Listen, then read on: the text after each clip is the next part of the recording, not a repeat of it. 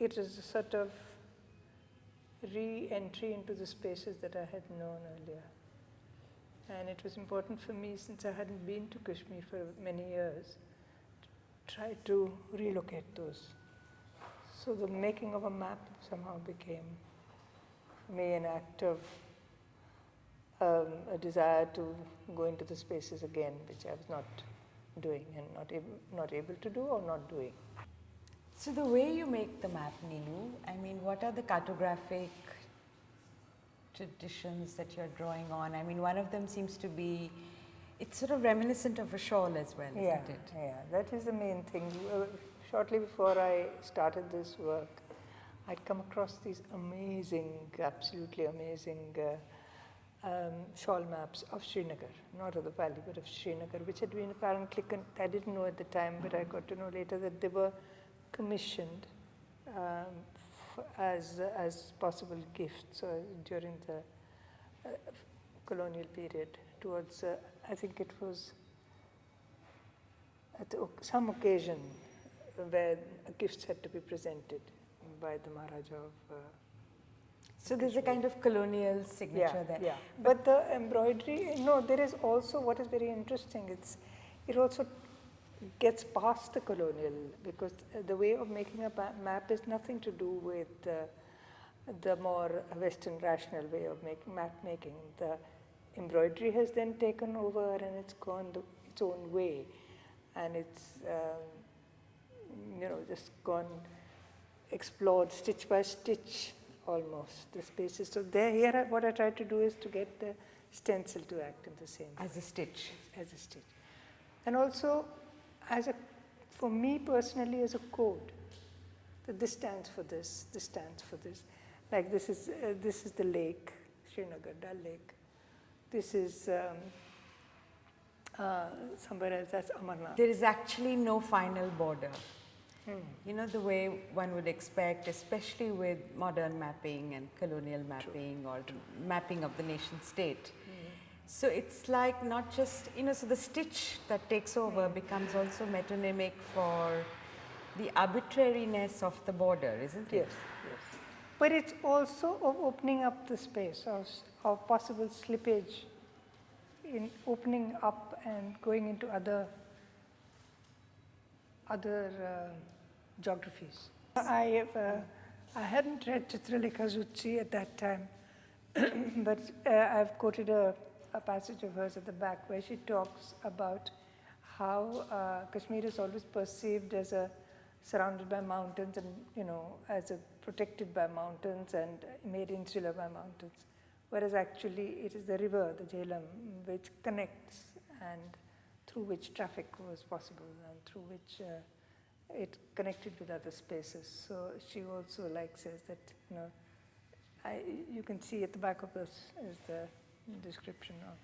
So yeah, that same thought was for me, that the rivers of Kashmir, and Jhelum particularly, but also the Indus, of course, have such an important major part to play in the life there. So the river actually becomes that which connects Kashmir to that which is not Kashmir, yes. in a way, yes. and connects it within itself, also, within the valley. Because it's almost like, almost like a palpable body which. Yeah. And then you use Agha Shahid Ali, a line from his poem on top, and it's like already in those different ways of spelling Kashmir and pronouncing Kashmir. There is a history of. There is a history of that, which you want to pick up. Yeah. That you want to pick up, but it's also a history which sort of has this air of loss about it, isn't it? Yeah, certainly. So, I think the paintings do contain loss in many ways. I think that anybody working on Kashmir would have that as a given in a way, and working with that. But at the same time, there's still some space for recovery. There's still some. It's not mourning. In this painting, but you have so many figures of grief and mourning. But there is always an attempt to keep mourning as a closure. You know, mourning is something that could release some other energies. Lal Ded, along with a modern historian, along with, you know, a folk tale of Kashmir which has been collected by a colonial official. It's almost as if you have here, if one looks at all of these, you're looking at, you know, activist artists like Sonia Jabbar, and it's almost as if, you know, you've made another kind of conjunction altogether from It's been very, the image. very empowering for me. Not empowering is not quite the right word, but to say what I can't say, to use other voices to say those things, you know, to in a way, you know, I can't be a historian, I can't be an activist, I can't be this, but to have them there within the work in some ways has been very, I think, very important eventually. It is not also what's at the back of the painting, but also within itself, how they play with each other and how they extend each other. That for me is very important. I don't think, you know, I think that my whole struggle has been to try to work against the stereotypes about Kashmir, not by rejecting the stereotypes, but by opening them up, but by extending them, by making them mean things rather than by remaining stereotypes.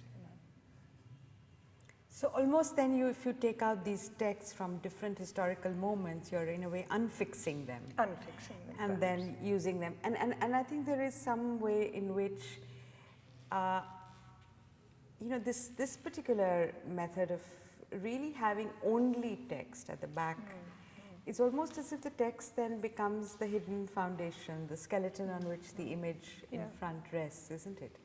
As well as coming into the image itself.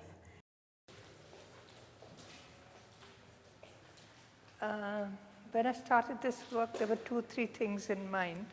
Written text, oral texts, folk tales, legends, contemporary fiction, into weave it in. And then weaving it in also, I think somewhere also literally weaving it in, because for me then the way that the Jamewar is constructed was also part of this enterprise, you know, the way that it's physically constructed. But as I went along, I hadn't decided initially to use this particular text of Rushdie.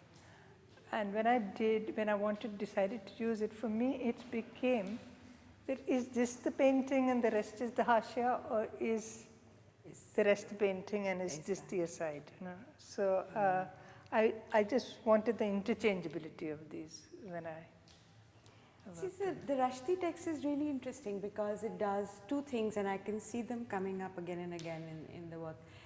You know, he, on the one hand, has this image of Pachigam, which is a village of Bhans who are desperately trying to remain secular, to maintain amicable relationships between the Kashmiri Pandits and the Muslims. And then they are overtaken by the state in what he calls, you know, wonderfully elastic Nagar. And there is a way in which those two worlds, you know, the one inexorably destroys the other. So it becomes a text actually about deep violence and how to retain memory in the face of violence.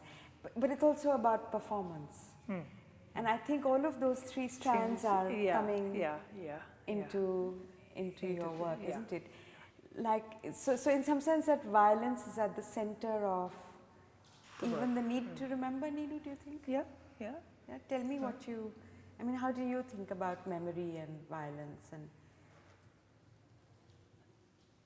how I think in the context of Kashmir? Or?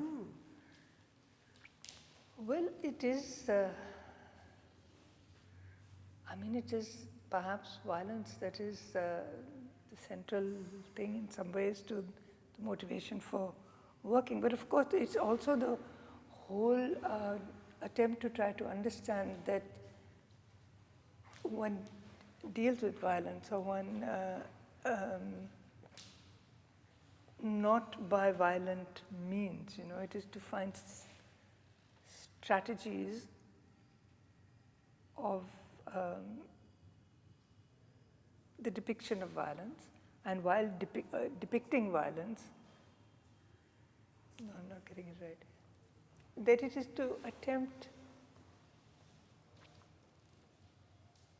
all kinds of ways of dealing with violence, whether it is you're looking for, I mean, actually what you're saying that one needs to find a language for violence which doesn't replicate the act, the violence that, yeah, if so many people ask me that how can you make such beautiful paintings out of such violent histories. So that, I think, is a very important thing. How does one do it? And that's what I've been trying to decode. How does one do it? How do people do it, and how have people done it? And looking at the ways that violence is, it's within a very limited notion of realism that one should deal with violence through a language which is has a direct equation with. Which is more mimetic. More mimetic. If you tell me more about it, I might be... That figure, in some sense, is a figure that often comes up, which is a protagonist figure, not a protagonist as far as a shifting protagonist. It could be Agha Shahid Ali. It could be, in this particular case, N.K. Raina, who, because I just read an article of his where he talks about using strategy to overcome the kind of problems he had taking his mother's body for the cremation during curfew time and during bad time, and how he used this device of which he had learned in his activist days of holding his hands up and walking. So I mean, it is it becomes then a notion of using strategy to deal with the present women. How many layers of strategies have to be developed to deal with living in such troubled times? And also, but that panel seems to also layer different moments in time, Nilu. It does. No? Yeah. So, that man or that figure in flames could be very contemporary. Yeah. But the figure with the whip, seems from another place. Yeah. The kind of jinn figure, is it from? Is from Siakalam. Siakalam is obviously. So tell me about the resonance of these conjunctions. How do you? Say, for instance, that painting with the angel offering a homeland to the weeping figure, I mean, actually comes from a tradition of Persian paintings. But here I'm thinking of somebody like Agha Shahid Ali, who always seems to be mourning. And I was thinking also about the fact that violence in Kashmir now, state violence and other forms of violence are so persistent. And actually have also been going on decade after decade. Decade after decade, but also what was very amazing to find out is that it's been a tormented land for a very long time. Yes. It's, we have this this idea that it was a paradise, completely untroubled land, which is absolutely untrue. It has a history of violence for very many years. So it's always been a troubled land. So that I've tried in some ways to put some sense of that history of troubled times into the work. But that does come across. I mean, because this very, the figure with the bow and arrow, for instance. I mean, could of course be a performer, but it could be. This particular work. Where is? This is the poem by Agha Shahid Ali, which is called Soin-le-Mer, and it is, the whole poem is actually written over here. And he's called it Soin-le-Mer, but he talks about this, he's sort of lighting up this history of violence in some way.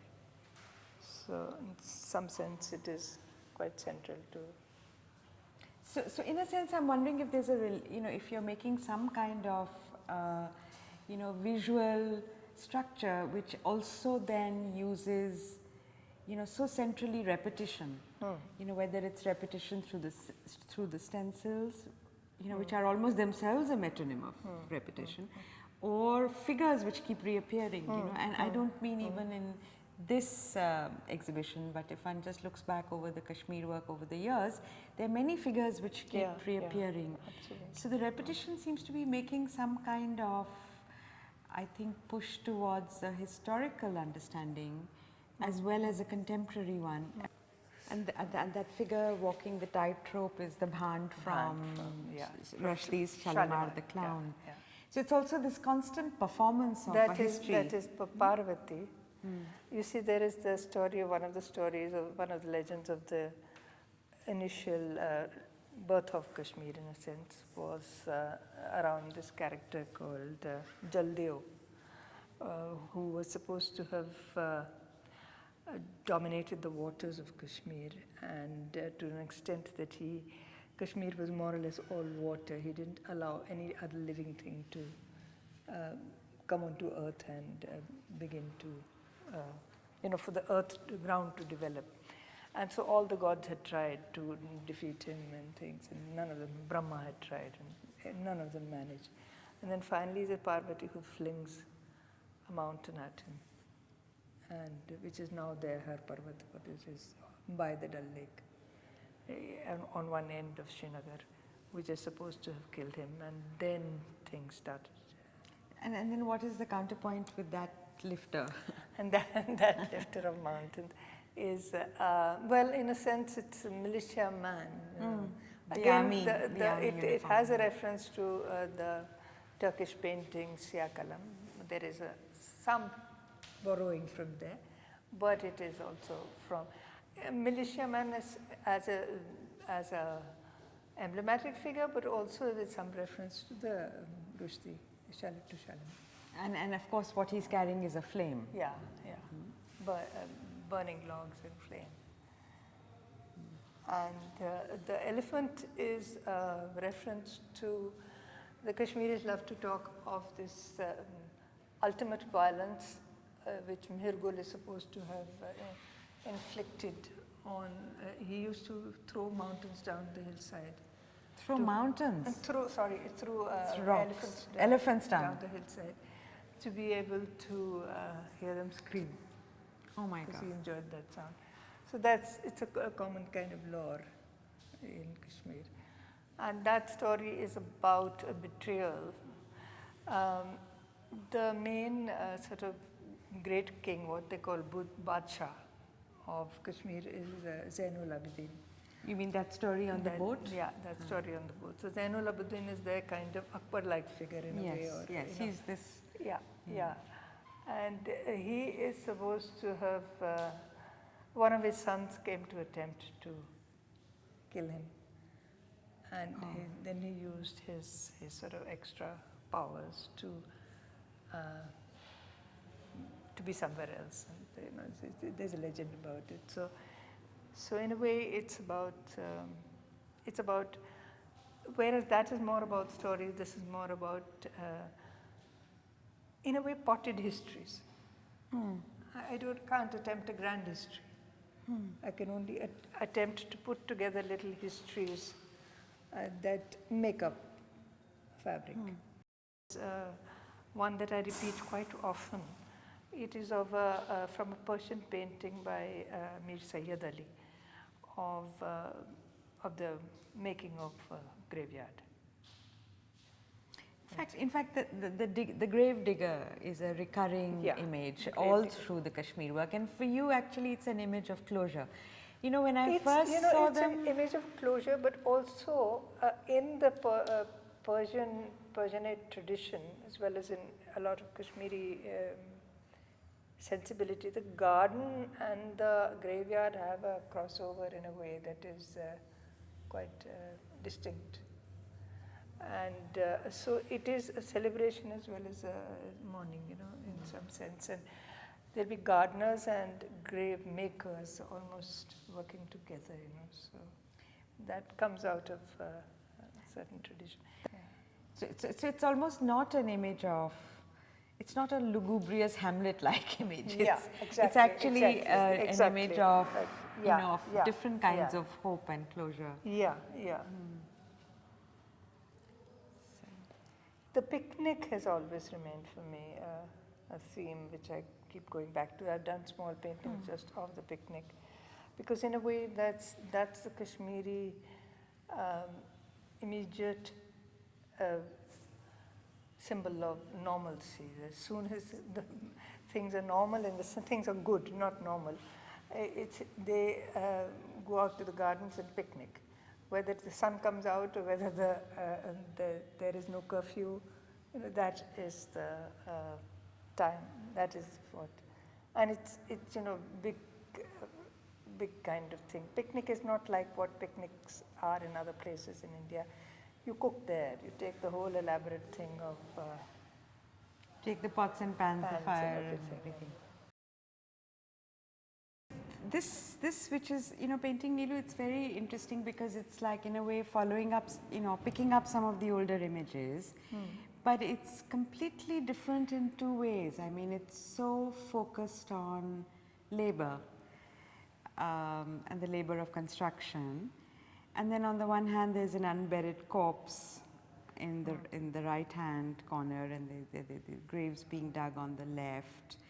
And the central figure is that of the narrator, the storyteller, no? The Bhand, which I think you've done something marvelous from. You know, you picked it out of Shalimar, the clown, but you've done something else with it. And then there is this looming, you know, Siakalam on top, and yet this hectic activity of labor and all these tools of, you know, which can be read in so many ways, and one of the most heavily stenciled of your works. So how did you, you know, I mean, how I did think it it comes out of two or three things. One of them is that of a recent visit to Kashmir, to Srinagar, where in a way it's a little, started off as a little homage to the very valiant work that the INTAC is doing there in restoring spaces. And there are a team of young people who are working. So there was, through them, I was seeing a Srinagar being rebuilt in some ways. Or if not rebuilt, but at least to some sense, the possibility of rebuilding was visible. And I spent a lot of time with them, so maybe it started with that. There was another inspiration from this, which is from art historical sources, is that I had seen in the British Library in London a wonderful manuscript, 19th century, I think, or early 20th or late 19th century manuscript, of the depiction of the professions of Kashmir. Oh.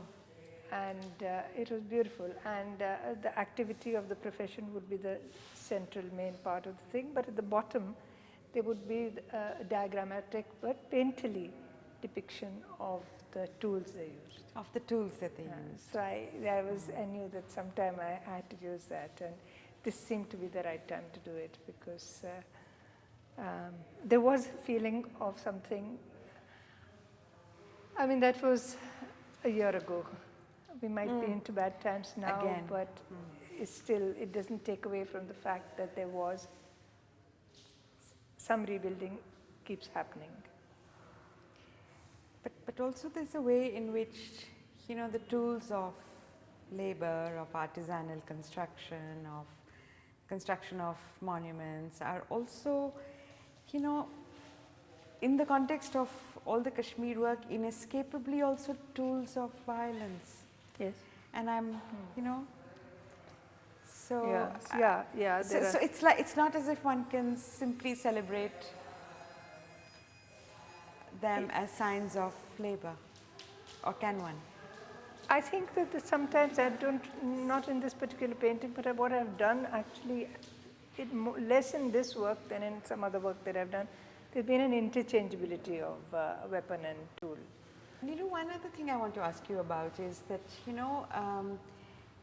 this figure of the artisan is actually so central to the signification of the stencil. After all, the stencil is a craft, sign of craft, whether one sees it as partly commercialized in the bazaar form or perhaps, predating it to some extent. And so, I mean, this is the one painting which seems to actually foreground that the building making and artisanal practice yes. So I'm wondering where, how in you situate this, actually all your paintings are picking up on various artisanal traditions, whether it's embroidery or, I'm wondering, how you look at it and how you look at the gendering of this. Do you see artisans in Kashmir as mainly being, men? I usually see male figures at work. Yeah, that is true. It also worried me in a way. And that's why the actual next lot of work that I'm going to work with are using traditions of artisanal practice where women also participate. But it is true that there's a lot of the visual availability of material is mostly of male labor. But yeah, it's true that you see men making carpets, men making buildings, men making shawls. I want to talk about the heart. Okay. From a Kashmiri Muslim to a Kashmiri Pandit. This really interests me because, Nilu, this is such a resonant image. I mean, the unbearing of, what lies inside the heart. It's a visual image and a mythical image. So Agha Shahid Ali's own image is probably, has a deep, older resonance. Yeah. So I'm wondering if you want, I because think this is an image that also recurs in your work. Yeah, but this also, heart was in drawing trails as well. Yeah, but I think there's another thing. I think it's also receiving of stigmata. I mean, there is wound there. So that was in my mind. The way that Agha Shahid Ali always seems to be showing the marks. The marks. Of yes. The marks, yeah.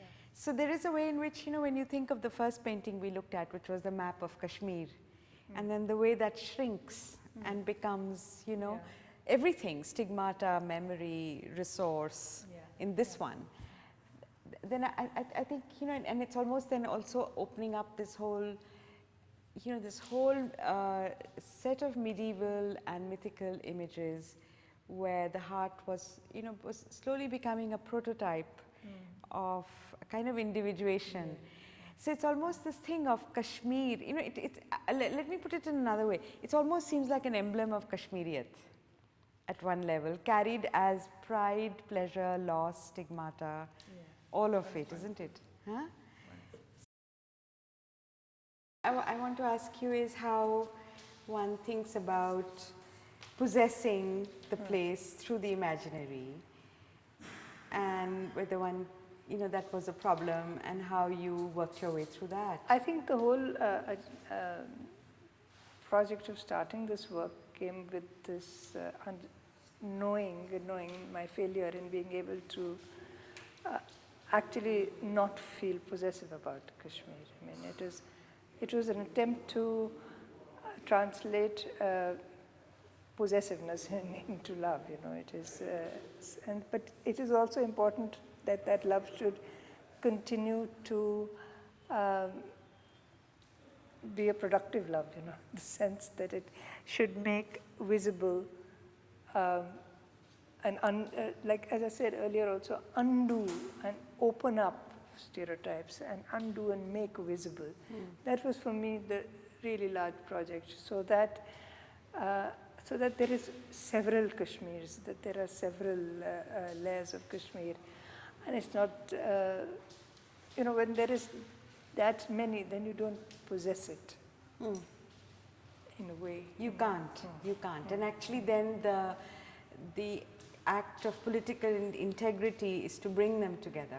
Yeah. And to keep and put them into play rather than Yeah, in this to case, put them into play. rather exactly. than actually completing them and finishing completing them or taking the position of this is mine. Yes, yes. I think that was one of the reasons that I was quite sure when I started the first 2 or 3 works and did finish 4, initially I did 4, that I knew I had to do many more. I knew it wasn't enough to do this. It was not a formal thing. It was something that I knew that only many visualities would complete. So almost would for bring you, if together. I can take the words away from you and put them in my own, is that the place of the secular and the political is in this recognition of the many. Yes, yes. And for that then the images, the repetition, the returns that are happening, the homes to which people are returning, I mean all of them then in some sense becomes a whole image world which is working its way through that many. But come to the last one, Nilu, which is again a new one and actually again unusual. I think this is a departure from the way you've put the relation between space and figure here. Yeah, it's very different. And I think the way you use Fra Angelico here in the middle. Actually, why don't you talk about this middle panel to start with? The morning mother image comes originally from a depiction of Mary after the crucifixion by an Italian painter, Fra Angelico. But then it is loaded, of course, with many other things, including even theatric or dance forms where grieving women are supported in a way, and that is quite similar to what I've done here. And so it also comes again, it even goes back again to Agha Shahid Ali, because there is a poem in which he conflates the loss of his mother's grief with the grief about Kashmir. He conflates them in a way. He conflates the two. Yeah. Yeah. So the mother figure then becomes loaded with more, and so then. And then the body of the woman everywhere, Nilu. It's this. Yeah. I mean, it is such a. I don't know. I think you're doing something with the figure of the women here, which I haven't seen in the earlier work. Yes. So This is, that is why I wanted to do this, because I did feel an absence of women in my the other work, and after having been to Kashmir again a couple of times, I felt that I had made myself more familiar with the actual, by just going to a ziyarat or going to, by participating in some sense with civic life or domestic life there, that I had some ways or some resources to draw upon when I worked on these. But also look at how, hijabbed and sedate these women, let's say in the center are, and then, the 2 mourning women are tied by a thread, the missing family members. And then you have those 2 flying girls up there. And I want you to tell me about this relationship. I'm scared to say it without becoming too literal, because there's several things again there, but one of them is that young girls were everywhere when I went to Srinagar, in a way that you often don't even see I mean, maybe I was astounded because Islamic majority state, so I expected much more to see the presence of women in domestic spaces, but not so much on the street and in the public. But there was an amazing amount of women in control of things, in layers of life, where they were doing they were manning the radio stations. They were doing things. They were in the public space. In public space, and there was a freedom there, which is, again, there are all these contradictions all the time in Kashmir. At one level, you hear of completely other kinds of stories, and then you know that there are maximum amount of suicides take place of women in Srinagar. In Srinagar. Yeah, but there are these, so there is this back and forth all the time of, I think it's just my attempt to... And then of course you have your woman with the cook pot coming back again, but this time more vividly. I think what was a more sketchy figure has become a more corporeal and substantive figure here. And then who's pulling out the tree, Nilu? He's so marvelous. With the tigers, almost like a tigerish skin. What did you have there? I just put an actor there. It's an actor, huh? Vicious. Very vicious. But this is again the size of the figures, Nilu. That also makes this different, isn't it? Yeah. You have in a way altered the relationship of the land with the... But on the whole, it is sort of, I'm feeling that the women are either a bit transcendent or domestic or grieving. And, there is a kind of way in which they are circumscribed. And it's almost as if in this one, there's you're trying to edge out of that, but not quite entirely yet. Yeah, not quite entirely yet.